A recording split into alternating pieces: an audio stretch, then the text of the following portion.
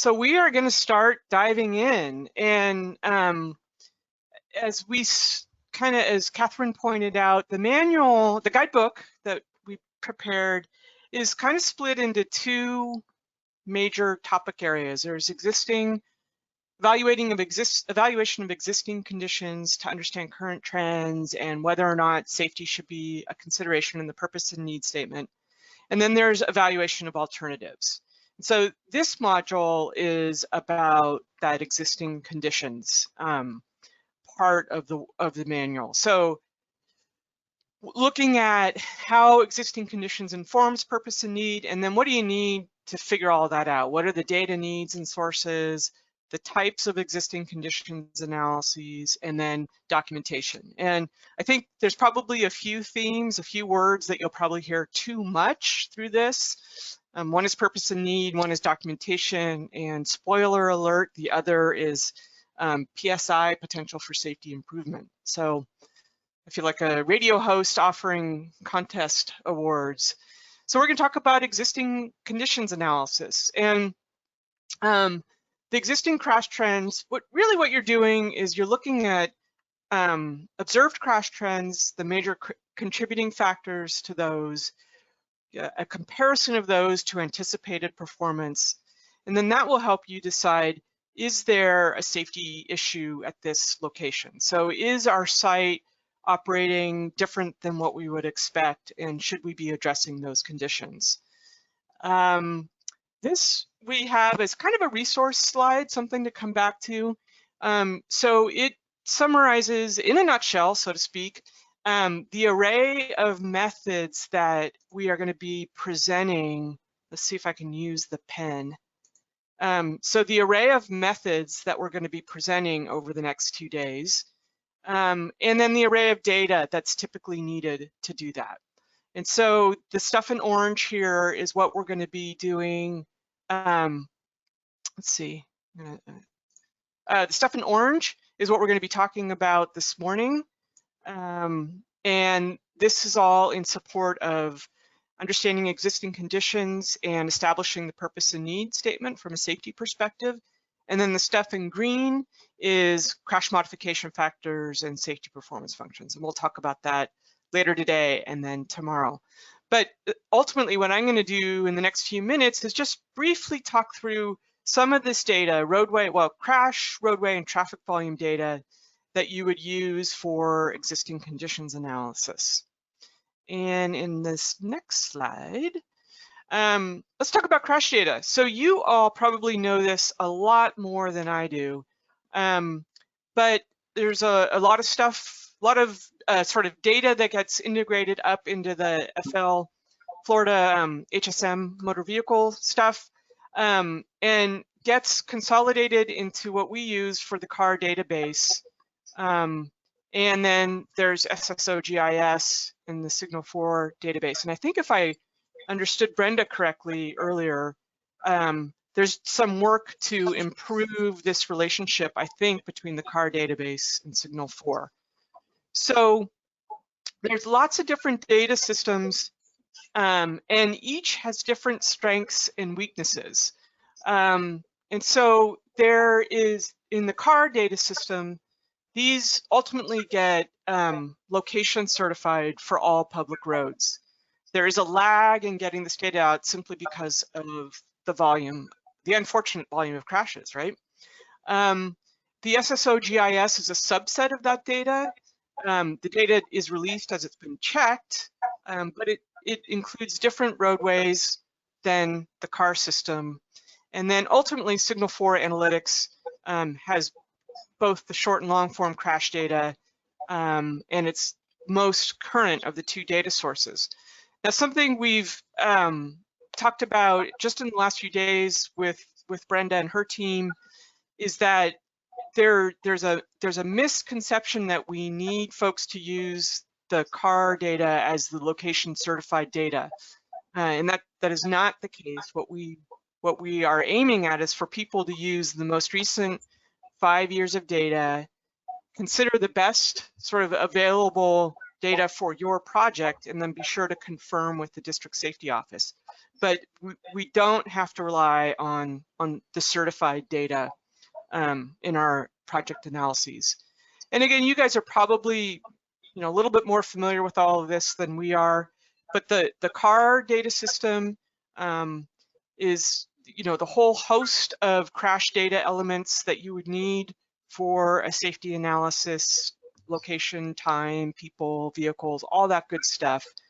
SSO GIS, this then places it in the GIS system and has, again, it's somewhat of a subset of the data. And then finally, Signal 4 Analytics, another GIS system, most current, and it sounds like it's going to evolve into maybe the most complete. So the point with the crash data is it doesn't have to be sort of the CAR certified database. And we want you to start thinking about using the most recent complete 5 calendar years of data. And something to consider in that are things like what might have changed in the last years. For example, a pandemic.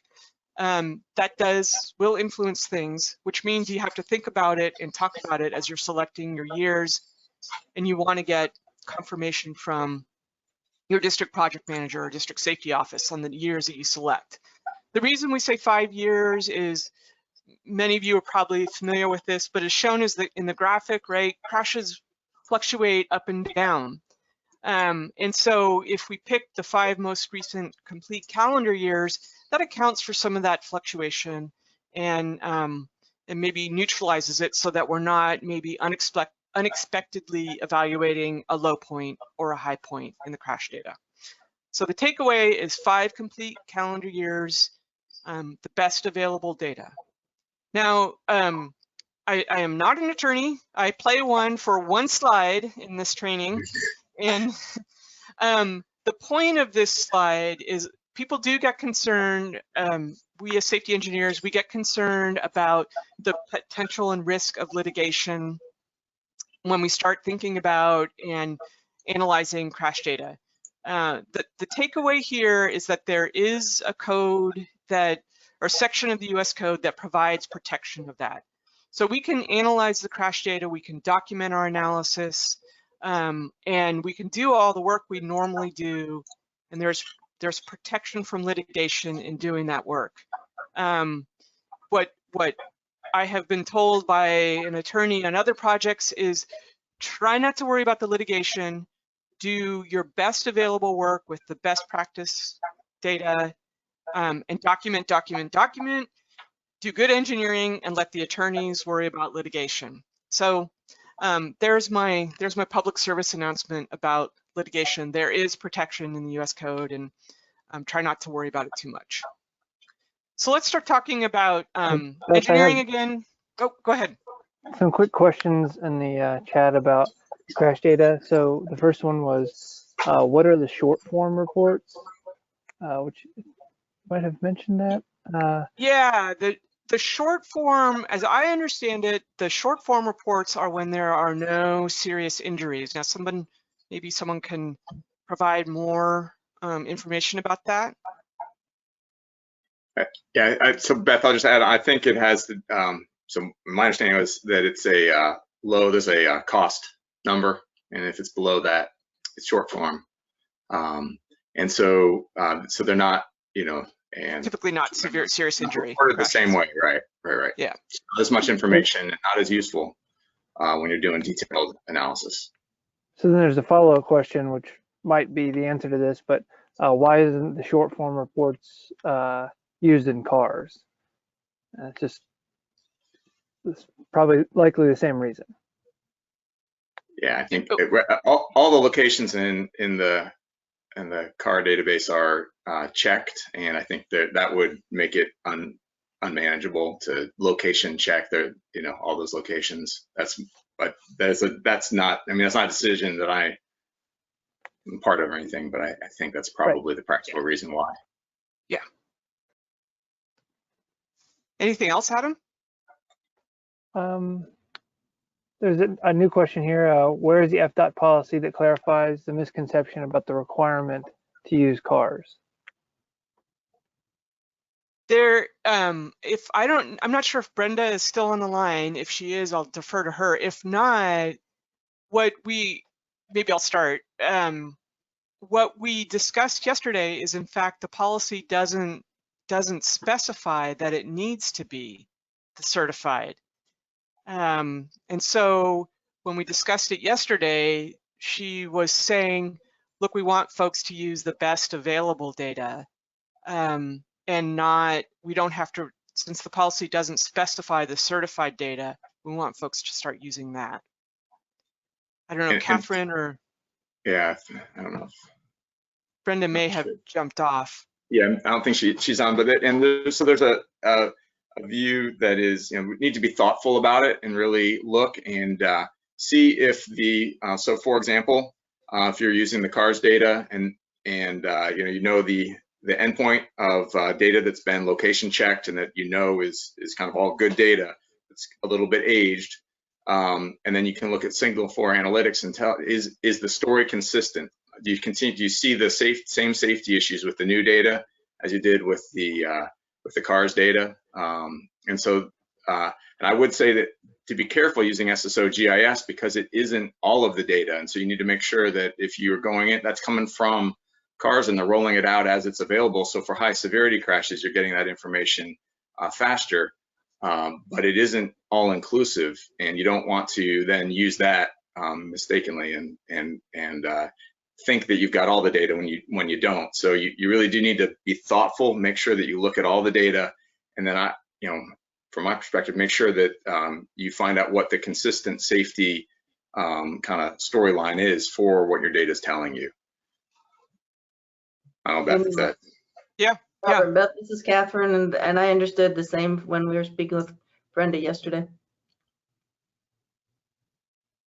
It's a very important topic to think about during scoping, and then when you're doing the work as well, to kind of think through what is the data and how are we going to, Catherine, back to what you're saying, document it. Make sure you document what you used for what and where it came from. Make sure everyone knows how you did your work.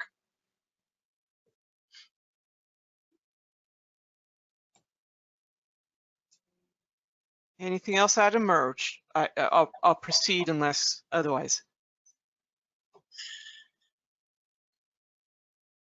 Okay, I'm going to keep going. So crashes are defined by something called the CABCO categorization, or crash severity categorization. And this shows that categorization. So K is a fatal injury crash, and this is resulting within, or could be the death could happen within 30 days of the crash. So there's another little lag there. A is an incapacitating injury. So this is someone going to the hospital. B is there's non-incapacitating. So there's scrapes, lacerations, some bandages needed at the site. C is possible injury, and O is no injury. This is the property damage only.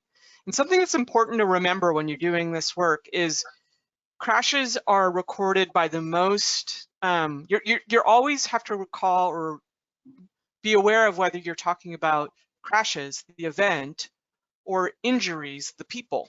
So one crash event could have multiple injuries, of course.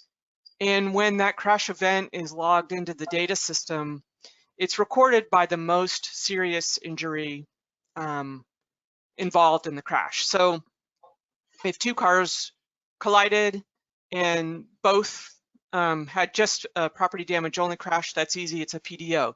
If two cars collided and there was no injury in one car and in the other car there was some scrapes, then that crash is categorized as a B crash.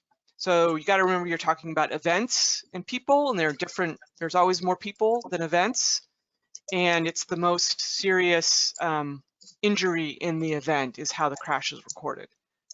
So we're going to have just another little Mentimeter question. So just basically a brief little test. So a crash involved two cars. There was an A injury in one car and a B injury in the other. What injury category is recorded for that crash?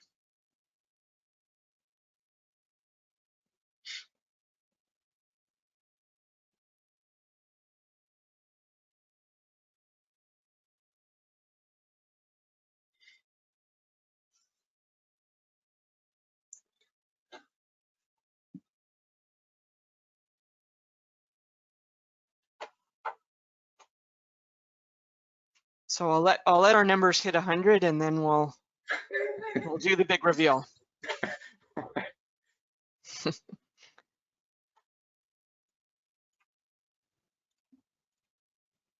And the game you all could play is see it hit 99 and then stop.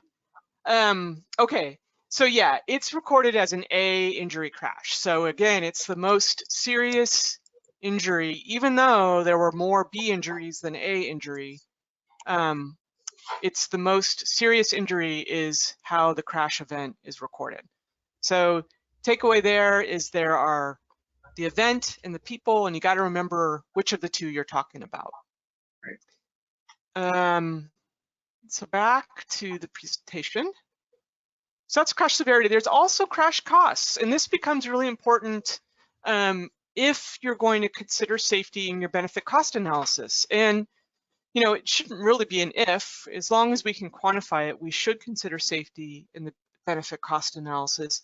And also monetizing the crash costs is a good way to sort of compare and contrast things, honestly. So every state has a set of crash costs per crash severity category. And you can see those here on the right. These are from your design manual. These are pretty typical ranges, you know, so obviously a fatal injury is substantially more impactful than a PDO injury. And I want to just call out here that this term comprehensive, right? So there are two categories of crash costs. I can't use that stupid pen. And there are two categories of crash costs that you have to remember. There's comprehensive and economic.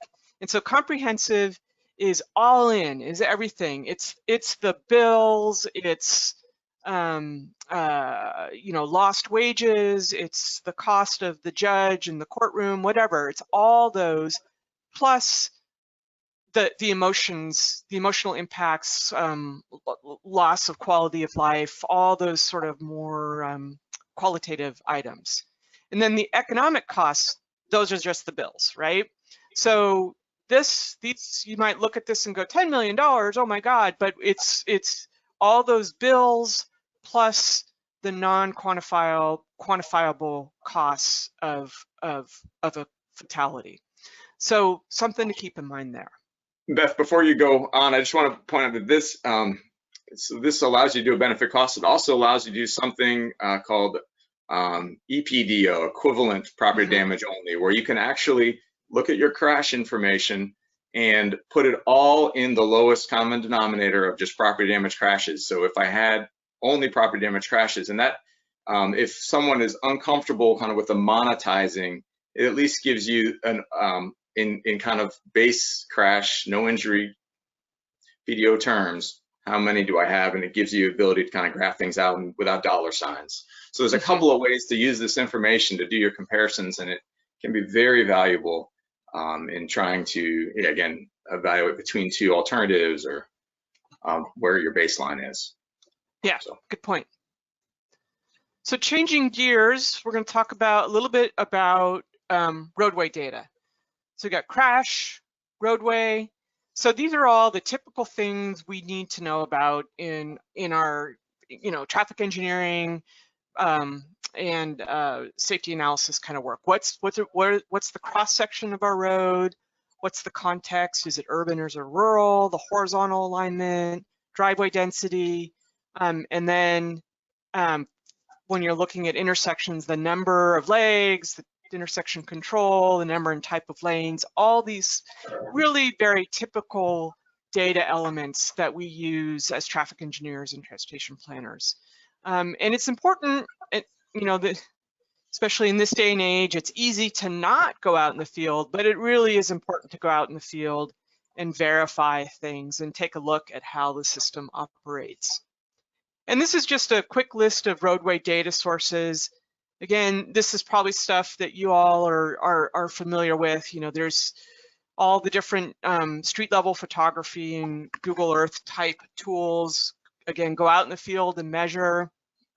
The state roadway characteristics inventory, the RCI. You can use project survey data, as-built plans. You can use the concept level plans that folks are developing for alternatives evaluation. So pretty typical stuff. The next category of data you will often need is traffic volume data. Again, no real surprise. Something to keep in mind here is that traffic safety analysis is currently pretty much exclusively using AADT data, so 24-hour data. And you want this data to be consistent with the traffic operations analysis that the project is doing, which of course is typically just a peak period. So you want those two to be derived from the same sources and factored relatively appropriately so that the relative analysis is consistent. And then you want to be sure that the year that you're doing in the safety, years of work of analysis you're doing in the safety analysis is consistent with the years of analysis that are going on for the traffic operations and all the other disciplines in the project. So there's a lot of sort of overlap and synergy that should be happening between the safety and the traffic operations work.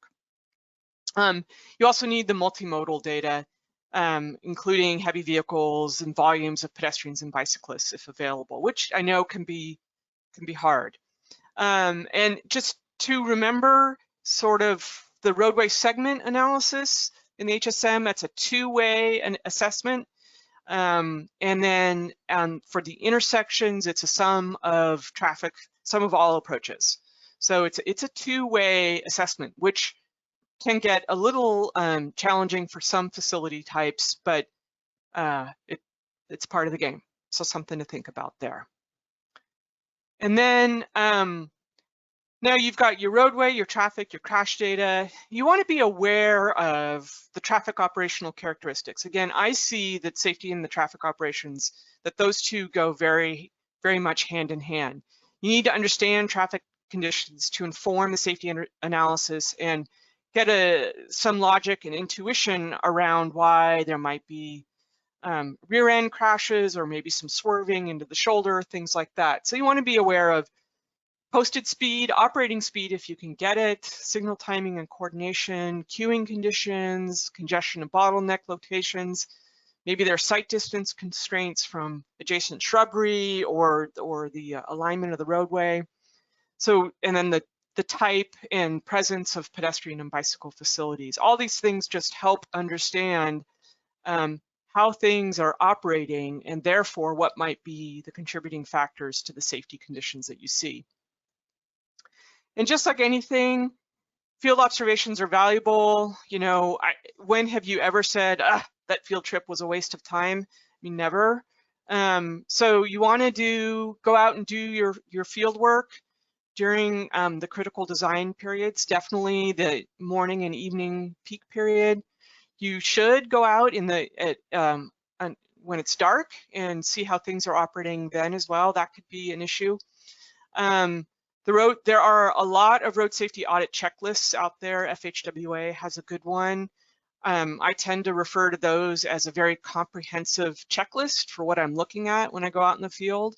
But what you're looking at is, you know, traffic operations, presence of facilities, damage along the roadside. How are drivers and pedestrians and cyclists behaving as they interact with the facilities? And what you're trying to do, right, is confirm existing roadway and traffic operations and your understanding and how that influences what you've observed about safety. You are wanting to understand driver behaviors and conditions, bicycle access, local risk factors, and just local conditions. So if you can, I strongly encourage a field work. So another quick question. Let's see. Oh, that's why it's not turning the page. You're visiting a site. What should you look for to assess current safety conditions?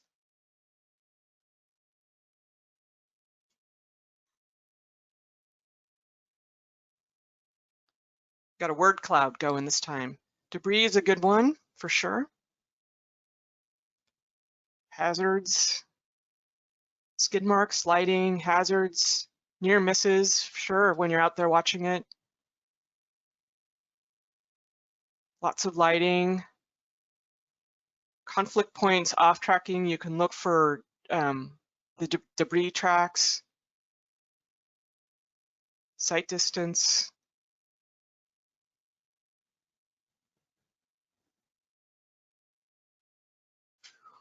Let's see, I'm trying to look at some of the smaller ones. Speed, roadway features, damage signs, pedestrian behavior, land use is a good one, sight lines, traffic conflicts. Yeah, these are great. Driver behavior, conflict points.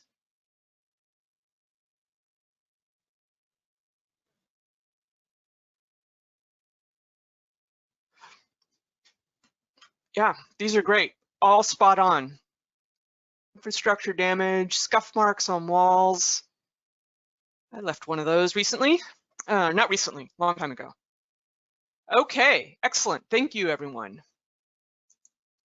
So finally, data documentation. So again, we really want folks, the idea of documentation, and this isn't news to many of us, I'm sure. The idea is to make what you've done transparent and potentially repeatable. So for the crash data, you want to document what was your source, what were the years studied, and how many years? It's 5 complete calendar years. You want to record your roadway characteristics, where you got it, maybe some of your observations during the field work, and were there any major changes during the 5-year crash period that you want others to be aware of? Perhaps the signal phasing changed during your 5-year crash period, and that's why you might have seen a difference in crash. And then similarly, traffic volume data, source, the consistency with the traffic operations work on the project, and then actually provide the AADT, whether you're using AADT or ADT data. So document what you've done, again, so that somebody could recreate it. And then just a final note on about data is, maybe being a little bit flip. It's garbage in, garbage out, right? So be aware of things that influence the quality of your data and how it might influence the interpretation of your analysis. So, there's timeliness, accuracy, completeness of the data, integration of the data with other databases, how accessible it is. Maybe there were changes that you need to notify. Anything about the data that may inform how you interpret results should be documented. And none of what we do is ever perfect and easy, and there's always assumptions and caveats and considerations we have to make. So just document, document, document. Okay, so now we're moving into evaluating existing safety performance. And fundamentally, there are sort of 4 activities you do as part of determining whether safety should be in your primary purpose and need statement, or should be in your purpose and need statement. So you're going to compile and review the data, you're going to analyze the data trends, and then you're going to consider potential for safety improvement, something you're going to hear us say a lot. And then you're going to determine, is safety a primary need for your purpose and need? And so at this point, I'm going to turn it over to Rob for him to start talking about evaluating safety performance. So I am going to change presenter. Yeah, I already flipped it. Good, great. So You're seeing your screen. Take it away. You were talking about it while I was flipping it, so I don't think there's anything on the screen, but you can see the screen now. Well, I hope. Go for it. Yep. Okay. Yeah. So Beth has talked through the data, talked through doing field work, and kind of got us up to that first box there. And now we want to kind of move, compile it, review it, and start looking at trends and what do we do with all of this information, and how do we begin to move towards quantification and looking at performance metrics and really identifying what those issues are in ways that we can spell out to everyone else and move into the potential for safety improvement and should be in the purpose and need. So the yeah, the kind of, so the starting point for that would be this historical crash analysis. You kind of gather up all of this information Beth has just talked about, and then we're going to talk about these. She gave you the preview a while back, potential for safety improvement, the fourth bullet down there, PSI. So we'll talk about that, and then you can use other information, work done by others. If it's on a high crash location list or someone else has already documented safety issues, you definitely want to bring that in. We want to use the work that's gone before to look at these issues. And so that helps us with what's on the right-hand side there, identifying the issues, should it be in your purpose and need, and then doing the alternatives analysis that comes later. All right, so you've got this information, you start putting it into GIS, get it mapped, or you're using SSO GIS, whatever you're doing this, there's a lot of ways to look at the information, and tables, graphs, maps. Just got a couple examples here of maps and a graph, but you really do want to let the data speak. You want to start looking at all of the different data items that when Beth had the cars data list up. I mean, there's a lot of data items that are available to us as engineers and analysts, and we want to make sure to go through them. Each project has its own unique characteristics, and you want to kind of pull out of the information, are the issues geographic? Are they related to severity? Are they related to weather? Sometimes human factors surfaces, and maybe we can or can't address those, but we at least want to know what's going on and what's causing the issues. Sometimes the human factors issues rise up and realize we can't do something. Even though there are high severity crashes, maybe we're limited anyway in how we can respond to that and what countermeasures we might be able to implement. We don't want to go implement a countermeasure that isn't going to address the issue. So we really want to let that data speak, use the tools. I'll say there's the tools continue to evolve and get better, and there's Power BI and Tableau and other things for folks that drop data into and look at it. How, what happens if I just look at the commercial vehicles and by location? And so there's a lot of ways to do this. We're not going to be able to cover all of those, but I want to encourage you to, this is a place to spend some time, because each project will have its own story and you need to kind of draw that out. And so that's pretty important. All right, so that to me is what we just covered is essential. It points you in the right direction, and you realize, hey, I think they weren't quite quantitative necessarily. The graphs are, and you're getting to quantitative and more quantitative. But now we want to move forward with the information that we just learned and start to get into safety performance measures, where we're looking at doing the tabulation by severity, total number of crashes, looking at the crash type. And so it kind of goes hand in hand with before. You're going to end up with tables, graphs that really show what is the historic. We're looking back right now. So we're looking back at that 5-year window. What happened in that 5-year window? Where did it happen? Why did it happen? And how does the data, which we have excellent data to work with, how can that tell me about that 5-year period I'm looking at, and point towards is this an important issue and countermeasures? So that's your crash data, that top box. Then we got rates. You can work with it with the exposure, and that's one of the places where Beth talked about tying the operations and the historic analysis, safety analysis together. So you go to the traffic, whoever's doing the traffic forecasting, say, I need that ADT information, and they look at you, well, I'm only worried about peak hours. Well, we need to look at ADT. That's important, and to me, it's been a shift in how we do work in the traffic industry over the last. We always kind of had it as ADT, but now it's important. It's how we develop rates. It's how we do the predictive method, and so thought needs to go into that. It's not just kind of for a general sense of how much traffic we have. It's part of our quantitative metrics now, and so we need to give equal thought to the daily volumes as we do to the AM and PM peak hour volumes or midday volumes or whatever else is important on your project. So you convert to rates, and then you look at the other measures. So predicted crashes, crash rates. You can kind of do both sides with predicted. You can come up with a prediction of the number and then convert it to a rate.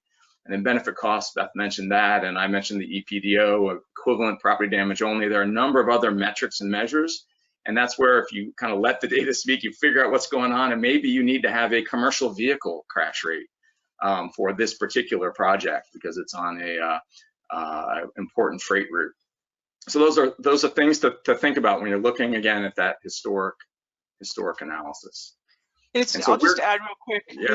It's definitely there's definitely you need to look through multiple lenses. It's not always going to be one set of performance measures.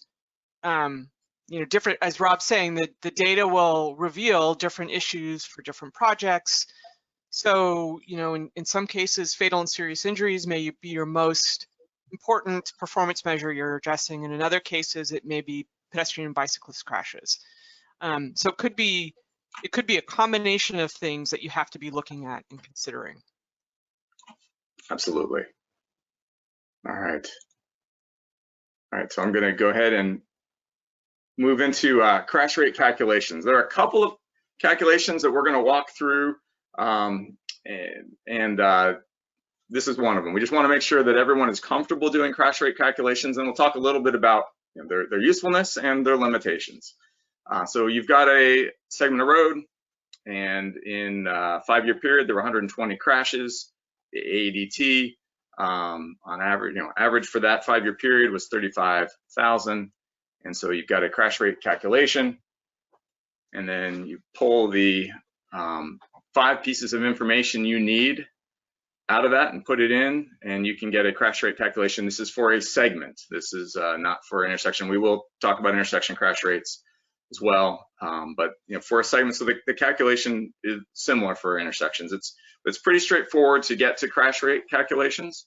And so in this case, the 120 crashes goes in the top, and then the 2.5 mile segment goes on the bottom, 35,000 vehicles, and if you keep track of your units, you've got 5 years, 365 days, and you end up with 0.75 crashes per million vehicle miles traveled. So that's crash rate calculation. We're actually going to do one together in a little bit, so I just want to kind of touch on that and lay that out, get your mind going in that direction for a minute, and then we're going to switch over. We're also going to do one of these together, but I want to lay out this potential for safety improvement.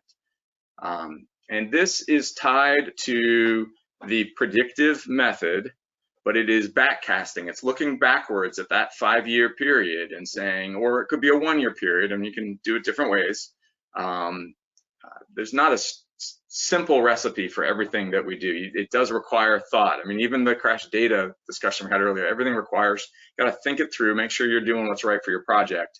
But often we'll look at a 5-year period, and we are backcasting. We're predicting backwards, and we have good information for what happened for those 5 years. We know what the roadway facilities were like. We know how many crashes occurred. We know what the traffic volumes were. So we've got the ability to do this. And if you're already going to do a prediction, you're already going to set up your spreadsheets, and it's not a lot of additional effort to predict backwards. You just have to change a little bit of information to do that, that historical look.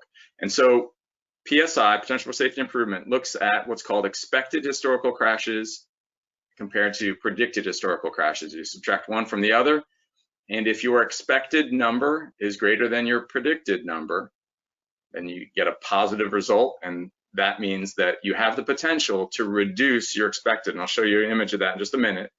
And if it's the other way around, if your expected crashes are lower than your predicted, then what you're saying is we're performing better than the base prediction.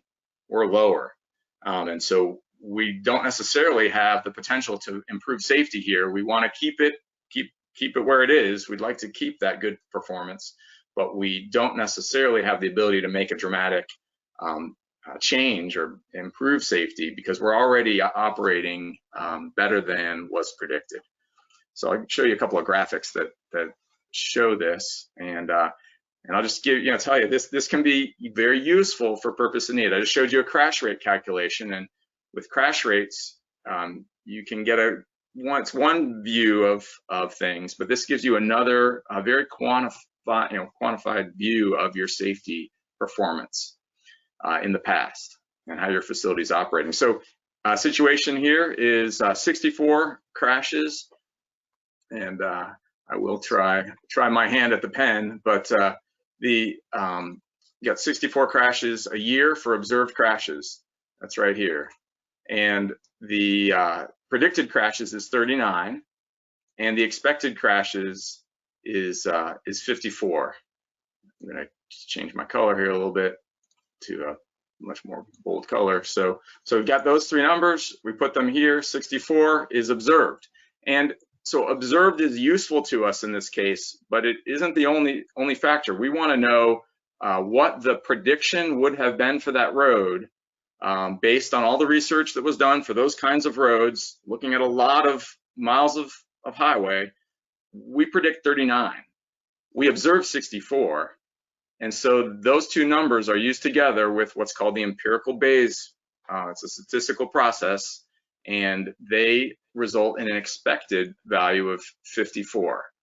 And then you look at those two numbers, and in this particular case, the base prediction is lower than expected, and so we want to bring that. We think, potentially this should be part of the purpose and need. If we can do something about this, this would be a benefit, and we have the ability to bring down those crashes closer to what the base prediction would be. And so in a simple example, the shoulder maybe is narrow, and then if you widen it, maybe we get closer to the base prediction rather than what we're actually observing. So there's a few. So that's one thing that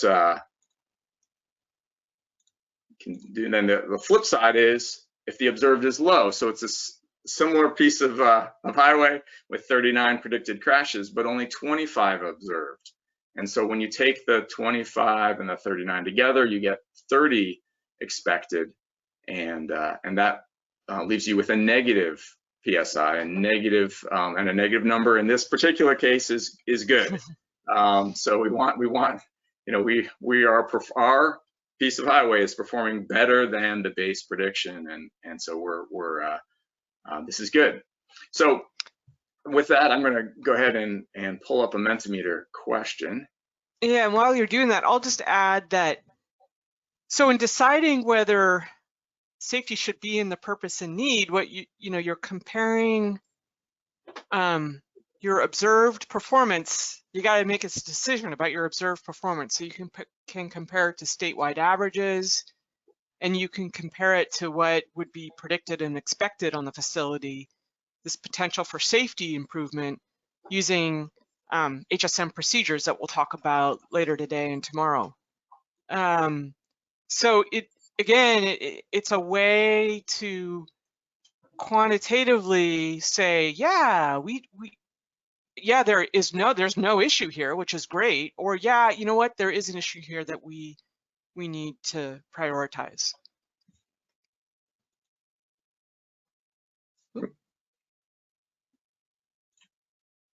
Flipped off of that, yeah. So this question is just to get a sense of how comfortable folks are with doing crash rate calculations. It's like somewhat, it's kind of even from very to somewhat. Yeah. Like that, I'll tell you, we're getting close to 100. We're at 92, so a couple more votes here, and then I'll shut this off. Okay. I mean, crash rate's a great way to normalize what you see and compare facilities with comparable volume ranges. So you wouldn't want to use the crash rate to compare the performance of a freeway to a local street, because they're different and their volume ranges are so different. But you could use crash rate to compare two arterials in the same part of town or in the same town with comparable volumes. All right. Rob, I just had two quick questions. There was a couple questions in the chat that seemed like there's a commonality here with the crash rate calculations. So one thing being the AADT, and you might have mentioned this, I might have missed it, but if you're using a range of years, you're going to use an AADT preferably in the middle of that range. Yeah, and right, a weighted average value. Could be another way to go. Yeah. Yeah, so you need to see what data is available to you. If you have the data, weighted averages are great. If you need to pick a middle year, kind of if you know that it's generally linear between the years, that middle year will effectively be your weighted average. So you do need to sometimes do some math to determine what that number should be. Yeah, yeah. It's a little thought, but it's definitely doable. Okay, and then the other kind of common question was about segments versus intersections, including them, excluding them. How do you know?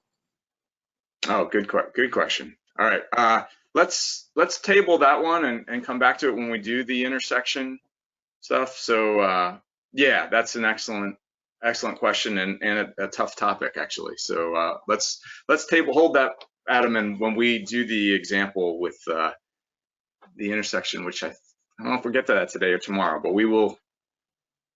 Let's come back to that one. The maybe a brief. You definitely want to separate. Well, it does get dicey, but if you're studying intersections, you want to just study the intersection crashes. And right. You know, the rule of thumb is that 250 feet within the approach to the intersection, but also consider the queuing conditions and the driveway activity around the intersection. And if you're studying segments, you are just looking at the roadway segment crashes. Now, there are details within that, right? Because there are driveways on roads or smaller intersections. And so this gets into the art form of when do I need to pull those crashes out from my segments. So it does get dicey. Yes, yeah, and yeah, so we do have an example where we actually split things out using predictive, but when you're looking at historical, there's assigning crashes to segments versus intersections is difficult, but can be very important. And then we will actually later on show some crash rates for both intersections and segments. And actually in the example, it shows how valuable it is to separate them.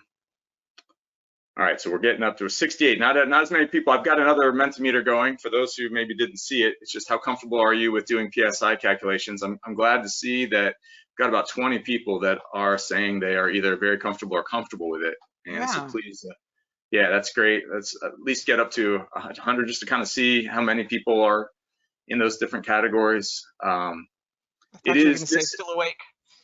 Yeah, right. This is something that has really been developing, as Beth mentioned early on. The predictive method has been kind of gaining steam, especially in the last several years, and so this is now happening more and more in Florida and around the country. I mean, it's just really beginning. People are beginning to see the value of this, and that it is something that is now achievable. We've kind of put it within reach that we can do this. So, okay, we almost have close to 30 people that are in the very comfortable. So that's great. Even the somewhat comfortable, that's a lot of familiarity. That's exciting to see. Yeah, I'm glad folks have heard about this and seen it before. Okay, so I will go back to the presentation here. All right, and so is safety a primary part of your purpose and need? Is safety gonna be part of your purpose and need? And we've talked about a number of different things. So this slide, next slide, present kind of a summary table. The roadway safety performance, you look at crash rates. You can look at crash rates compared to the statewide or district-wide average. And we can still use the methods of critical crash rate type methods and those kinds of things that we've used in the past. Those aren't necessarily, they are still used and they can still be of use. But I think we are developing better and better tools to determine, to quantify performance and do the comparative part of that. You can also do comparisons to similar facilities. You know, how does this piece of this long highway operate from a safety perspective. I mean, there's a variety of lenses that you can use to look at things, you know, compare it to the state, compare it to the district, compare it to the rest of the corridor. That's useful information and informative, but you can also then use this potential for safety improvement that quantifies how it's performing relative to kind of that backwards historical prediction. And so if all of those things line up and they tell you the same thing, you really have a strong story, strong case, and you can document all that and decide whether or not safety should be a primary part of your purpose and need. And are you going to be able to kind of move the needle for safety on that project? Then other things, contributing crash factors. So looking at that, this goes back to the slide where I was talking about the trends and looking at all the different factors.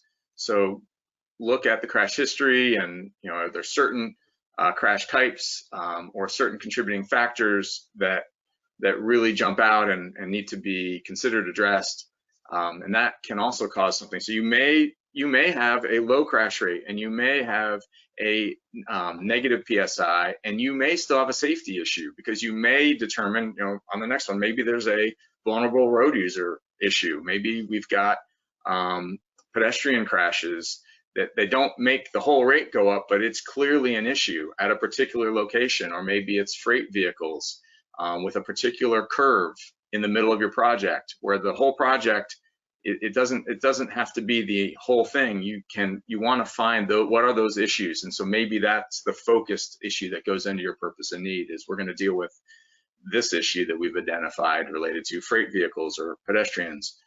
And then when it comes to public engagement, when the public speaks on safety, they often raise a lot of issues, a lot of, this is important, this is the safety issues I see, and I'm looking usually, we want to line up the analysis and what the public is saying, and make sure that they are in agreement. And when they are not in agreement, it is very important to continue to dig on I think it's imperative on us to do more technical work to figure out, either we didn't look in a particular area, we didn't look at a particular piece of information, and we missed something. And so sometimes the public will raise an issue, and you dig a little deeper, and this is what they're talking about, and you're able to document it. And maybe it is or isn't a major issue. Sometimes it is, sometimes it isn't. But then sometimes you dig and you don't find that issue, but hopefully you determine why the public has raised it. And so it may be a perception issue, not a quantitative safety issue. But you, again, want to be able to kind of go back to the project team and say, yep, the public said that this intersection is a real problem, but I looked, and the two really serious crashes that occurred there, they were due to human factors that we just can't do anything about. And they actually were kind of unrelated to the intersection. They were, they started half a mile away. And literally we'll find things like that, where when we dig in, we're like, so it's not something we can necessarily do something about, but you want to keep going until you've got things as much as possible aligned with your public input. And then Beth mentioned the value of getting out there in the field and looking at things and doing an RSA or just taking pictures or seeing. I mean, somebody mentioned, debris was the first thing that popped up on the screen a while back. And I think of a curve where there was a safety issue, where there were literally, I think it was 6 or 7 bumpers and a burn mark. And it was a pretty bad S-curve that led onto a bridge, and 6 or 7 bumpers and a burn mark. I mean, you knew something was going, this is bad, very bad. And so, ultimately high friction surface and then a realignment took care of the issue. But it was going out in the field, you could get the pictures and prove it. So, okay, so that is going to lead me to the next Mentimeter question. So I'm going to just read this along with me here. The purpose of this PD&E study is to evaluate safety conditions. So a little setup here, and identify potential crash countermeasures along a 1-mile segment of SR 200 between 10th and 21st Streets. The corridor is a priority for the city and has been included in the region's current long-range transportation plan. Additionally, the intersection of SR 200 and 18th Street has been identified as a high crash location. What can you do to determine if the PD&E should include safety as a primary purpose and need. So I will advance this to the next. So just what thoughts do you have for this project? You've got a segment road, it's a high priority, it's, you know, you kind of giving you a little bit of information, but just what kinds of things could you do to determine if this should be, you know, we got another word cloud going.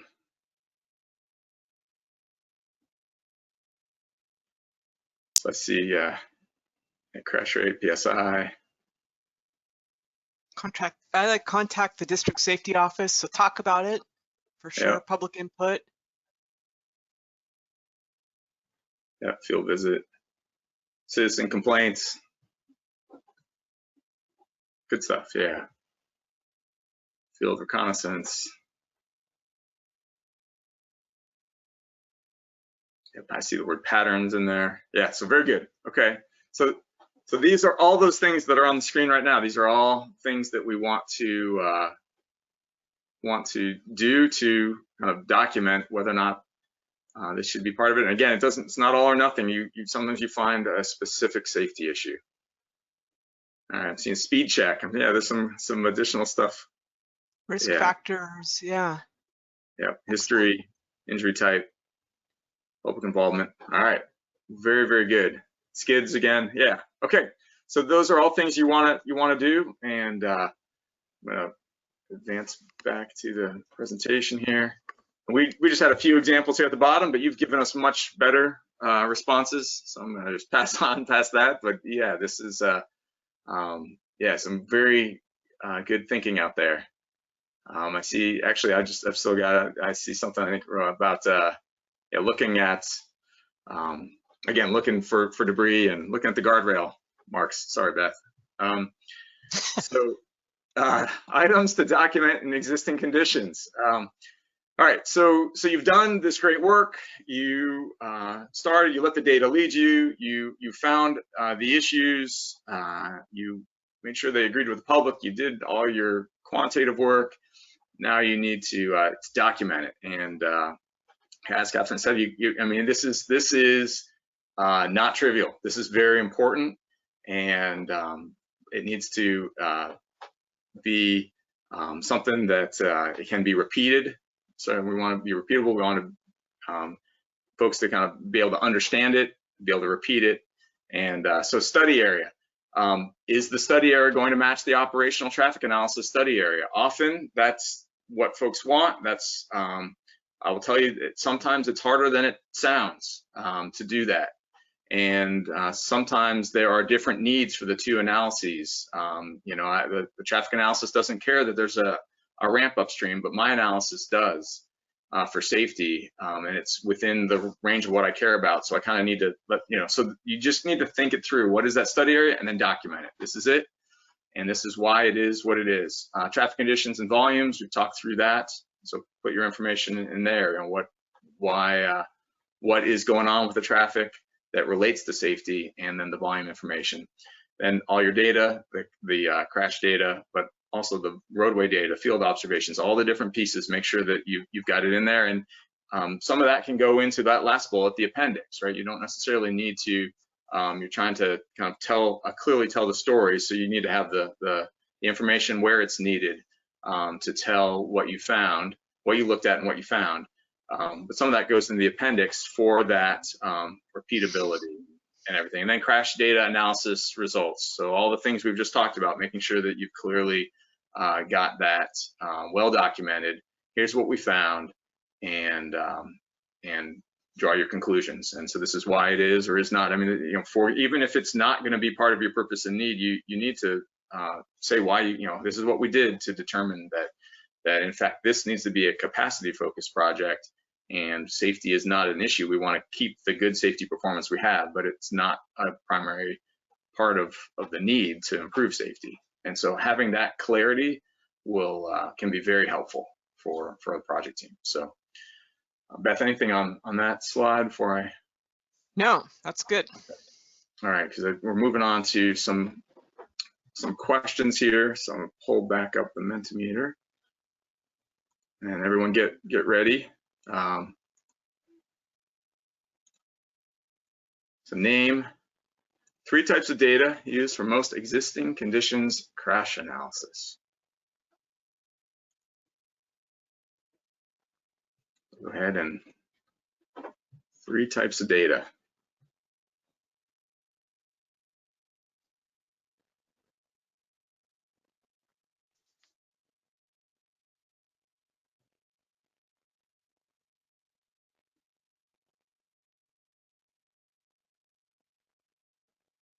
Nice. Severity, AADT, signal 4, crash rate, yeah. Saw some roadway data pop up there.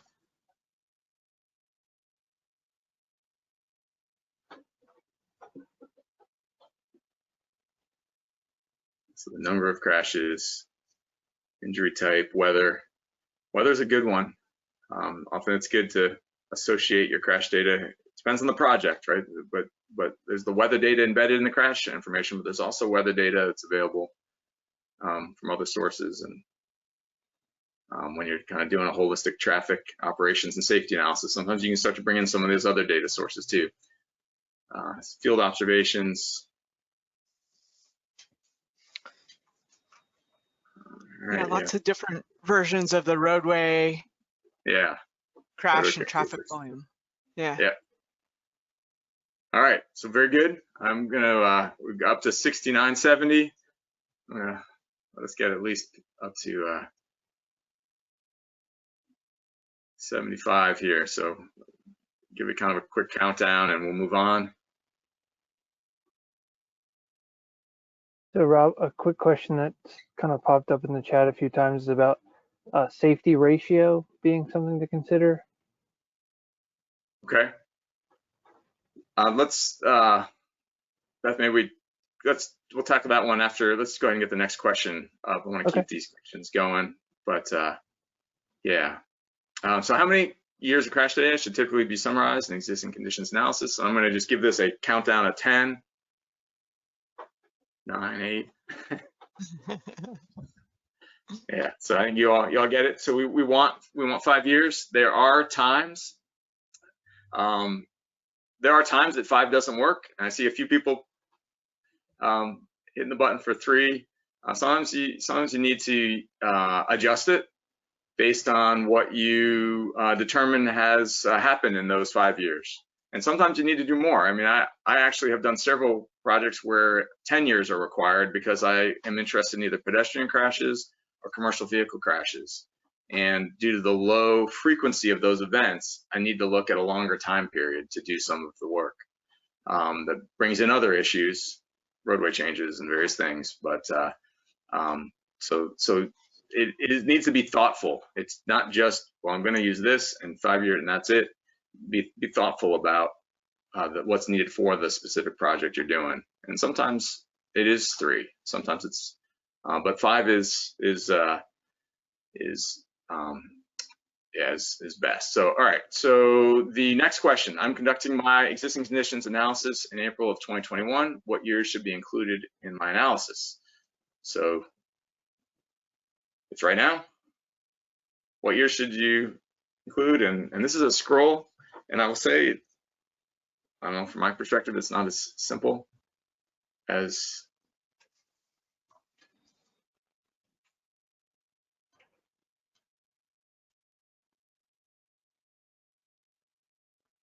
all right.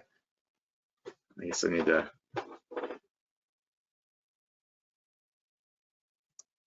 How do I scroll it? Just scroll it with your mouse, yeah. All right.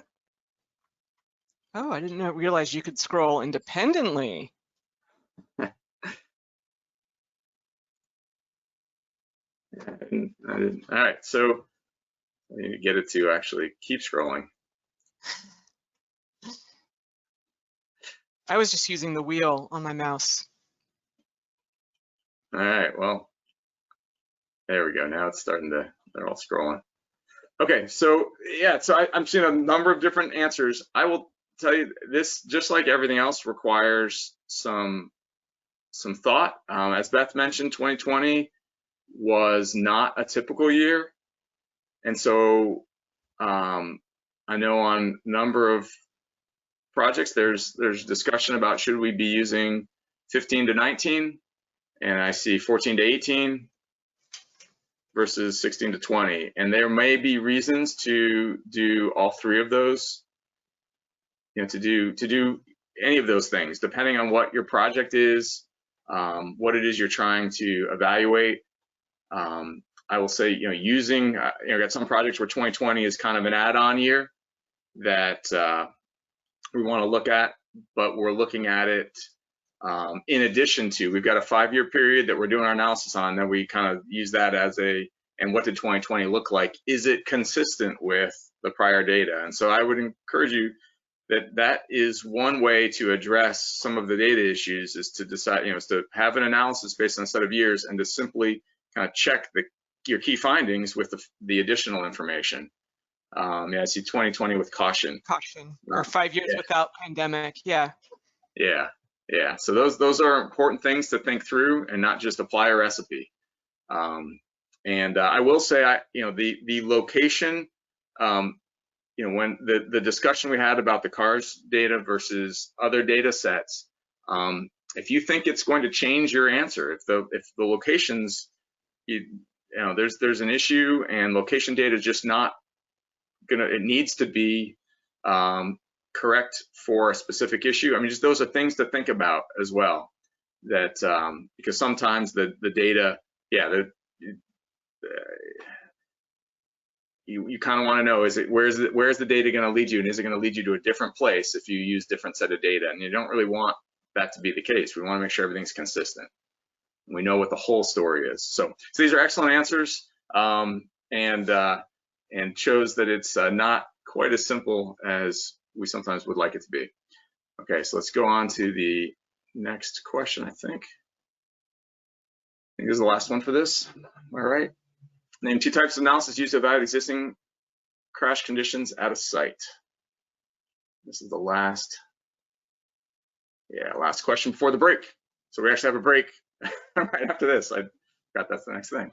So go ahead and answer this next question. Name 2 types of analyses used to evaluate existing crash conditions at a site, and then we're actually going to take a short break.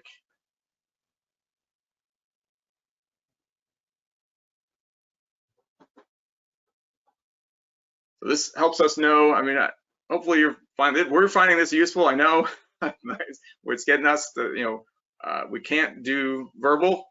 So this is very helpful for us to see what you're thinking and what you're not taking away from this. And so thank you for participating with the Mentimeter side of this. Yeah, I've seen twice now somebody or some people have typed in EVA, and I don't actually know what that stands for. Maybe if somebody can put that in the chat pod for us.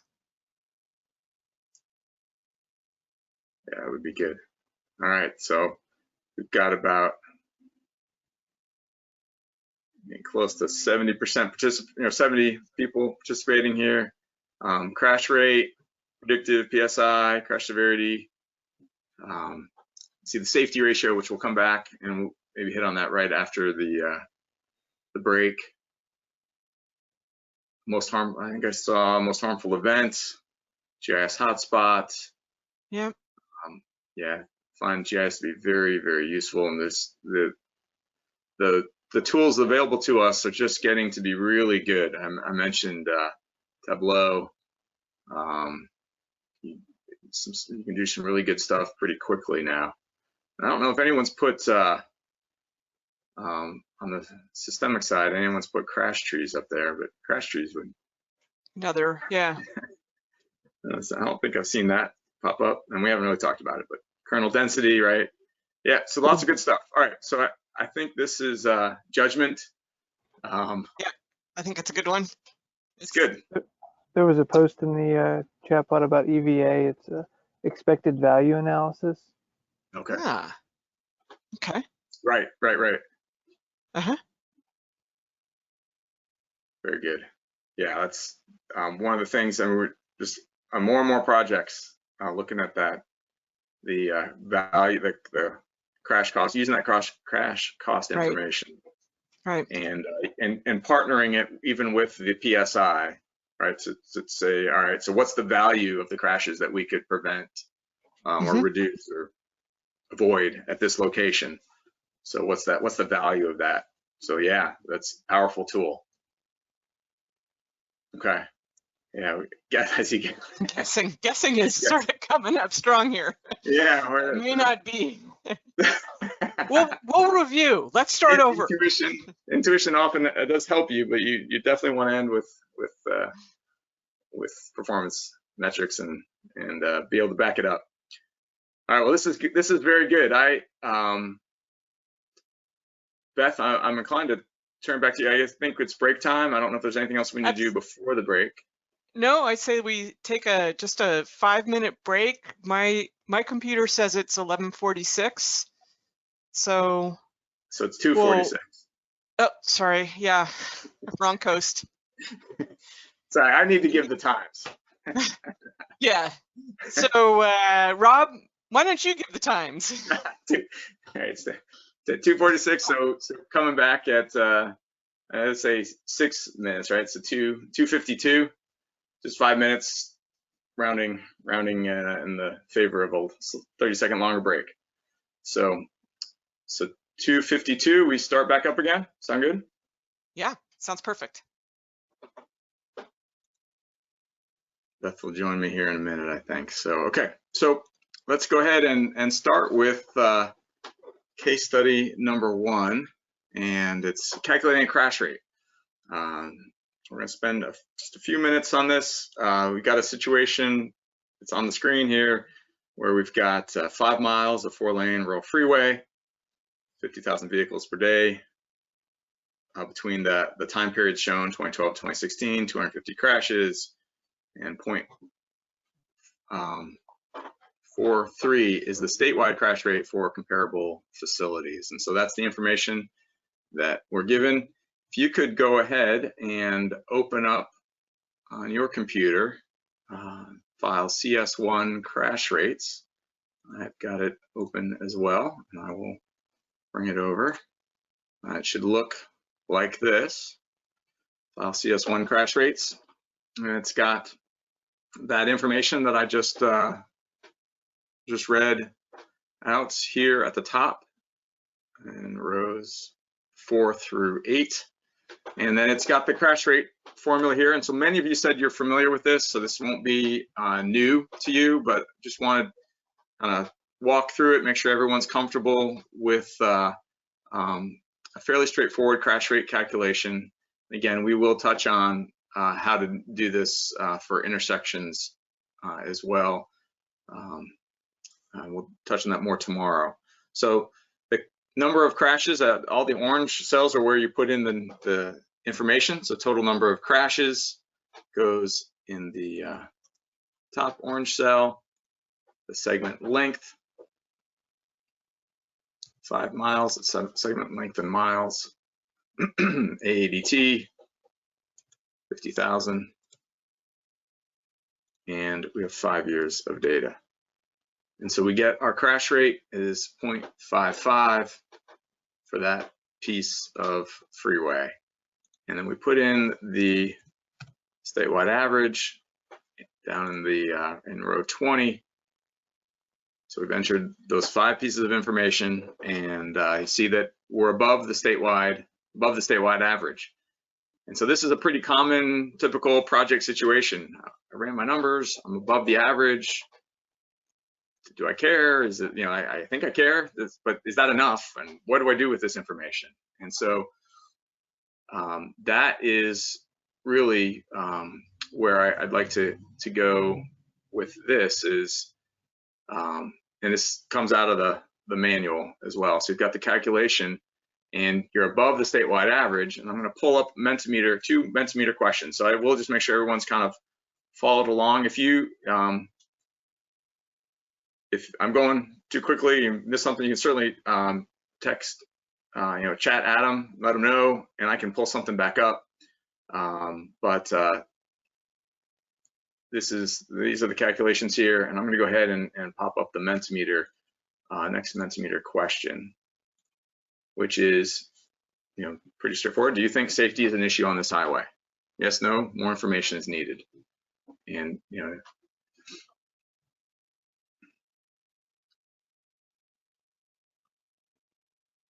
so we're 0.55 compared to 0.43 for the statewide average. Okay, seeing a lot of, obviously, you see the screen, a lot of yeses, and a lot of more information is needed. And this is, again, a common situation that we find ourselves in. So we think, all right, that we've got it, it's above the statewide average, but is it above the statewide average just because of 2 bad years in our 5 years? But statistically, it really wouldn't have normally been if we looked at a different set of 5 years. So that's kind of where this is going, is how do we know that this is an issue, and how do we maybe know what the issue is? So I think there's something of you're both right, because it certainly flags we need to look at this. Safety appears to be an issue here, and we need to dig in more. So the more information is needed, we need to dig in more and find out what is driving that, and get additional confirmation and make it more actionable. As right now, it's not very actionable. We think we've got an issue, but what do we do? And so I'm going to go ahead and go to the next Mentimeter question, which is, what would you do next? So this is, you're faced with this situation. What would you do next? And this is pretty common, and I won't. This is a scrolling one, but I'll get field review, a lot of field review. Look at other years, common factors, predict crashes. Yep. So these are all, these are good next steps. Doing the detailed analysis, break down the data, determine the issue. So often I'll do the rolling, look at it in smaller chunks. There's a curve. If you look at the image, when I move this off the screen, there's a curve in there, and maybe the issue's at the curve. So site visit, looking for patterns. Number of mentions of patterns, and that is a very important part of, I'll say, what we do. And if you're not the doer, there were a lot of folks that said they were project managers. If you're not the doer, the part of the reason to have these discussions is what should you be making sure the team is doing and is looking at, and how do you direct them to make sure that they aren't just giving you a surface answer, and they're digging down to give you the answer that you need to really have some confidence that you've identified the issue and you know what you need to do next. So drill down, confidence level. You can definitely look at the crash rates with confidence level and types of crashes. So these are excellent answers. I am going to keep us. I think we're doing fine for time, but I do want to keep things moving. So I'll give maybe 5 more seconds to see a lot on patterns, crash periods and locations, contributing causes. Yep. Field review, and then the EVA again. Severity versus PDO, very good, yeah. Because that was just the overall crash rate. Definitely want to look at the high severity. So okay, well, I'm gonna go ahead and close polling, and excellent answers. Some last ones, HSM breakdown data. Yep. Okay. So that's crash rate, and kind of it's a great first look and gets you going in the right direction. But then you need to decide what to do next. And one of the things you could do next is you could calculate the potential for safety improvement. You could use the predictive method to do that backcasting and see how are we doing. And to me, it is a companion to the crash rate analysis. So you've got the crash rate analysis, and now you've got this PSI, and you want them to tell you the same, hopefully the same answer, and point you in the same direction. And that goes with all the other stuff we've been talking about, trending, trends and everything. So this is case study number 2. So I'd ask you to kind of look at this with me. It's a 2-lane, in this case, a 2-lane rural road, just a little under a mile, and intersections are not included. It's assumed we're not looking at the intersections at either end. And the total crashes was 35 crashes, or 7 crashes per year. So it's 35 crashes for that 5-year, 2015 to 2019, 7 per year, and that's important. We're going to end up doing an analysis just using an annual number, and we need the average. So that's our starting point. And so you're kind of asking the question, should safety be part of the purpose and need? And the next thing I'm going to ask you to do is to open up case study number 2, existing 2015 to 2019 with EB. EB stands for empirical bays. So this is a file where we've done the calculations needed for the PSI method, potential for safety improvement method. So I will pull over that same file, and it should look like this. All right, and I would ask you to go ahead and get it open. You can follow along here as well. If you only have one monitor, you might have to flip back and forth. But segment, we're only looking, again, I said it is just the segments, not the intersections. So this spreadsheet is the Highway Safety Manual predictive spreadsheet for rural facilities like this, for 2-lane rural roadway segments. That's right up here at the top. So 2-lane rural roadway segments, and we have 2 segments. There's the segment 1, segment 2 tabs. The intersection tabs are in the workbook, but they're not used. And this is the spreadsheet that was actually developed specifically for projects in Florida. And you know this because off on the right, it's got the tabs here for segment 1, crash costs. It's got crash cost information. So this is the workbook that was used. And I will say that AASHTO has kind of updated some of their spreadsheets. They in fact updated one in April of 2020. And so you always want to make sure that you're using the spreadsheet or tool that is best for the project you're doing. Make sure that you get concurrence during scoping with what tool you're going to use. And so for this particular project, it was, it was this tool and this method. So we're going to use this spreadsheet. And so segment 1 and segment 2 have the information for each of them entered already. You don't have to enter any information into this. I just wanted you to be able to open it, look at it, and you're going to pull some numbers out of it. And so we've got a 0.3 mile segment 1 with 10,000 ADT, and the shoulder widths are entered in. It was divided into 2 segments because of the shoulder width. If you look at segment number 2, just flip to the next one, it's 0.62 miles, 10,000 ADT, and a slightly wider shoulder, 8 foot. And so we've entered the various information needed here for each of the segments. And then if you go over to the rural 2-lane site total tab, which is here, it's the 8th tab over. That has summary information for the analysis for each of the site locations. You'll see that there are rows for segment 1 and segment 2. And so it sums up the predicted crashes in the purple box. The observed crashes have been entered, and data gets entered into these yellow cells. So the predicted crashes have been calculated based on the information we entered back on segment 1 and segment 2. All the Highway Safety Manual equations have been applied, calibration factors and everything to get these predicted numbers.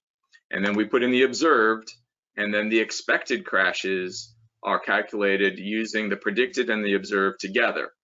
And we had 3 crashes on average for segment 1 and 4 for segment 2. And I'm going to zoom in to make sure that this is actually a little more legible for everyone. So we had 3 in segment 1 and 4 in segment 2. And so we get the expected number of crashes. There's other information here, the over dispersion and weighted, that's information that the Highway Safety Manual method uses to know how to weight the predicted numbers versus the actual observed numbers. How do I weight these things for this particular type of facility?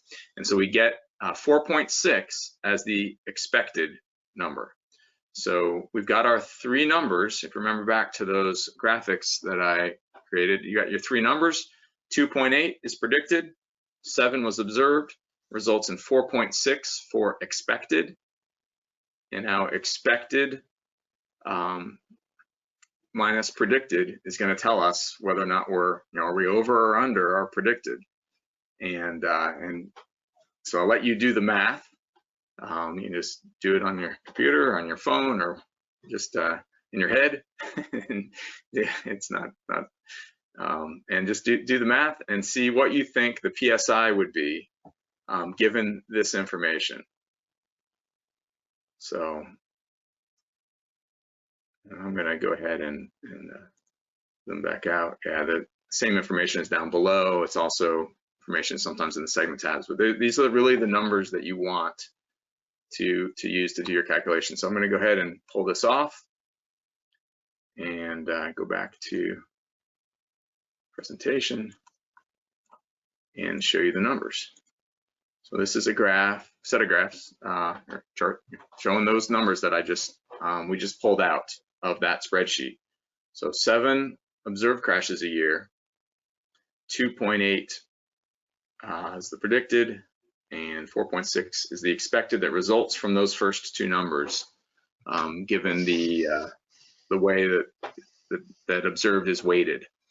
And so we end up with 1.8 crashes for the PSI, and over 5 years, that's 9 crashes, just a little under two crashes a year.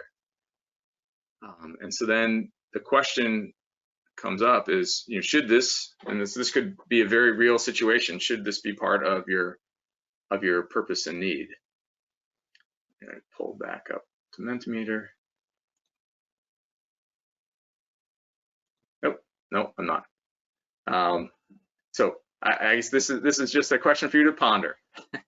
We don't have a question online for you, but so think about that, and to me the answer would be yes, that yeah, this does qualify. I would keep digging, right? I want to know a little bit more about this, but clearly my expected is greater than my predicted, and if I'm going to do a project on this 1 mile piece of road, I want to leave it better than I found it, and certainly try to address this. But I need more maybe to make it actionable, to know what is driving that 4.6 for expected.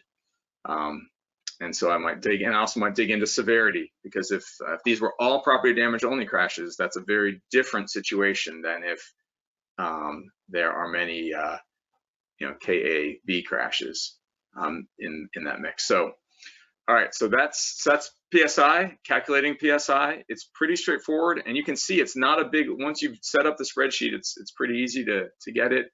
If you're setting up the spreadsheet for other purposes, for future prediction, it's not hard to do this exercise for the past. Rob, okay. Just really quick, I think that there have been a couple questions about this throughout, but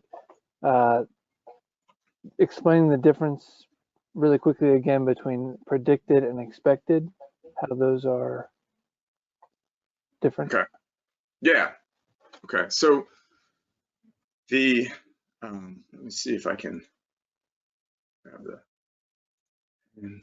yeah. So the predicted here, this number here is based on the inputs. Actually, I'll pull the spreadsheet over. It is based on the inputs and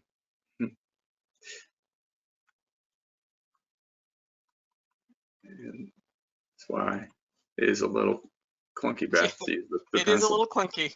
All right, so it is based on the inputs that you put in for the just the straight predictive method of what is my ADT, my exposure, my length, and then for a particular safety performance function. So here we're using the safety performance function for rural 2-lane, 2-way roadway segments. So it's a segment-specific equation that requires the inputs that are on the screen right here. And we will definitely talk more about this tomorrow. So that one of the challenges here is PSI is tied to predictive, and tomorrow is when we really talk about predictive in detail. but we thought it was pretty important to at least get into it to a certain extent today, since it's part of the historical analysis, and can really help with that process and quantifying things. So the short form is that it uses the safety performance functions from the Highway Safety Manual, or that have been newly, developed in another way.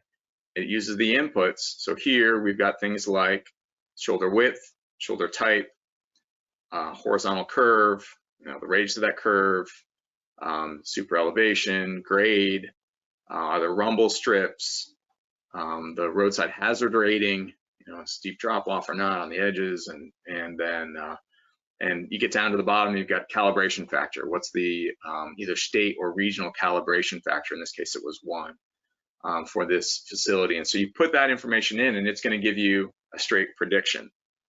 And then there are things that are not accounted for in that list that could be playing a role on this particular facility. And so you then use the observed data, and you use the dispersion. There's a formula that's used to kind of look at this information, the straight prediction based on the geometric information that we have available that's required for that safety performance function, and then compare it to, I'll go to this tab, compare it to the observed crashes. And that's how you get to an expected. For it to be expected, it needs to have the basic prediction with a calibration factor with observed data weighted in there. That's how you get to expected.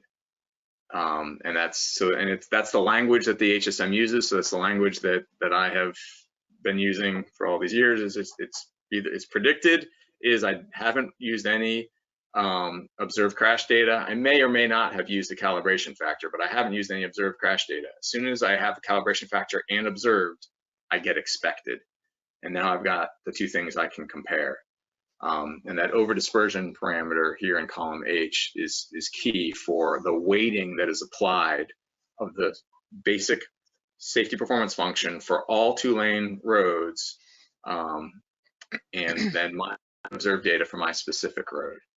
Beth, have I been faithful to the Yeah.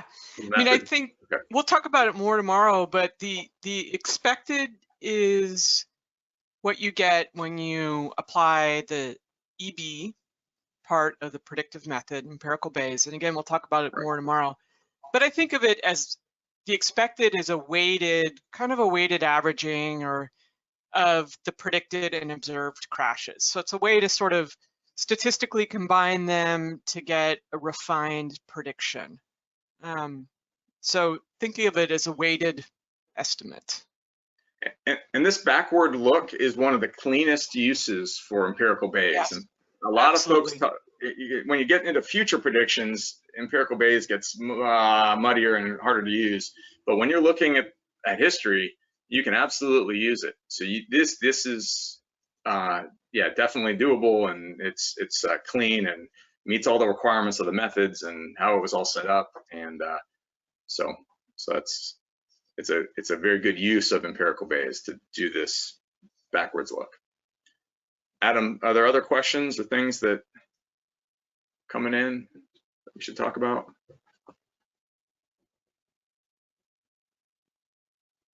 There was a common question about where to find the statewide average crash rates. Okay. Well, I will say if I'm not mistaken, I think I had to ask for it, but I can't remember. And so I might need to let somebody else answer that question. I think I got it for this example, and I can't remember. From my perspective, there are a couple of questions that we'll want to follow up on. One is the statewide average, and then also I think we want to get some follow-up out on the certified data discussion we had early on. Yep. So we'll make sure we get that somehow. Yeah, and so hard questions are good. This isn't always it is never straightforward. So if you are watching and you're not convinced, please don't hesitate to put questions and comments into the chat. We'll record them and try to get answers out. Okay, so knowing that we're going to talk a little bit more about it tomorrow, I'm going to move on to the next thing here, which is actually these two questions, and I'm going to go ahead and get them up on the screen in Mentimeter. So yeah, so some folks already, I popped it open prematurely, and a few folks already answered, but here we go. I've made it live again. How do you calculate the potential for safety improvements? And I'll say this one, like, I have to check every time I do it because it's not what it's not my initial reaction. And so, yeah, positive is bad, negative is good, and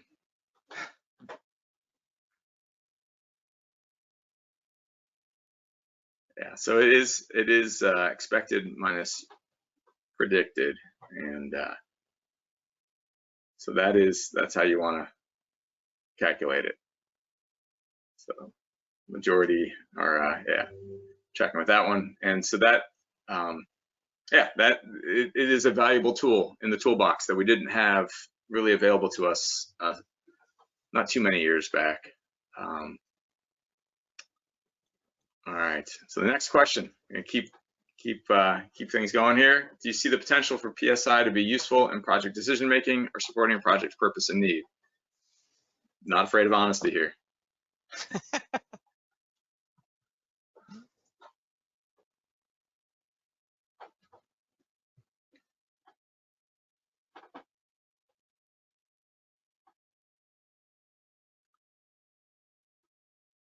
I will say that in general, doing safety analysis, it's good to have an inquisitive mind and to not jump to the first thing that you see, to kind of really turn it around a few times, look at it from a few different perspectives. And so PSI kind of fits into that as well. Just, so some skepticism isn't always a bad thing. Say, prove it. Yeah, I think multiple tools and multiple performance measures are also needed when we look at safety stuff. Yeah. All right, so I think most folks who sort of answered this one, and I see, got many say yes, some say maybe. I encourage you to just keep exploring that and see if it's right for your project, for your PD&E study. It's not necessary. It's not one size fits all. So, all right. Well, good stuff. Let's go back to So Beth, I think I'm passing it to you. I can leave this up here, or you can take control. Up to you. I will take control. All right. Kind of gal I am.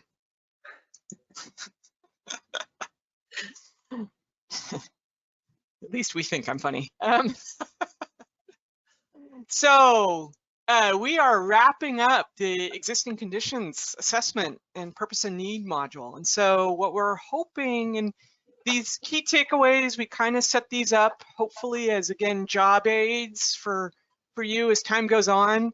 But fundamentally, the existing conditions analysis helps you understand trends and issues, and then whether or not safety should be explicit in the purpose and need. And you've got lots of crash data sources. We're gonna, I think we need to, as I said a moment ago, do a follow-up on that certified data question. We want 5 full calendar years of crash data, so January to December, and that's the optimum. Sometimes it's 3. I've had projects where we intentionally analyze more than 5 years because of significant changes in pedestrian travel. So always think about it.